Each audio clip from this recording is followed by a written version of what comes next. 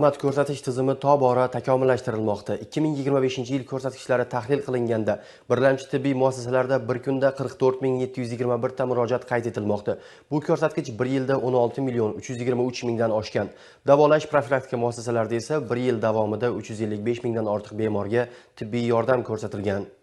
Endi murakkab operatsiyalar uchun viloyatdan chetda chiqishga talab kamaydi. Bu viloyatimizda jarrohlik amaliyotlari soni va sifati yuqoriligi bilan ham bog'liq. O'tgan bir yilda 56.616 ta operatsiya amalga oshirilgan bo'lsa, shundan 15.486 tasi yuqori texnologiyali jarrohlik amaliyotlaridir. Jumladan Buxoro viloyat ko'p tarmoqli tibbiyot markazi neyroxirurgiya bo'limida ham zamonaviy tibbiy usullar keng joriy etilmoqda. Masalan, endoskopik usulda disk churralarini olib tashlash kabi kominvaziv va yuqori texnologik jarrohlik amaliyotlari muntazam amalga oshirilyapti.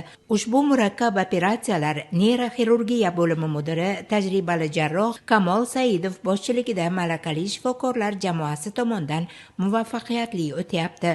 Jumladan bel umurtqasi noturg'un kasalliklaridan biri spondilolisis xastaligiga chalingan bemorlarga zamonaviy tibbiy texnologiyalar asosida umurtqa pog'onasini barqarorlashtiruvchi operatsiyalar bajarilyapti. Bu kabi murakkab jarrohlik amaliyotlari yuqori aniqlik va katta tajriba talab qiladi.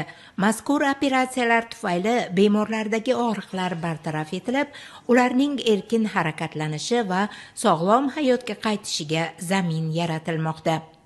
Tashxis qo'ydilar, umurtqada suyak yemirilishi, yuqori malakali operatsiya jarayonini amalga oshirdilar. Xudoga shukr, ana yuryapman. Bu birgina misol. Bunday murakkab jarrohlik amaliyotlari viloyatimizda deyarli har kuni bir necha yo'nalishlarda amalga oshirilmoqda. Xalqaro tajribalar va mahoratli mutaxassislarning ilmiy izlanishlari qo'l kelmoqda bunda. O'tgan yili viloyat bo'yicha birlamchi tibbiyot muassasalarida bir kunda 40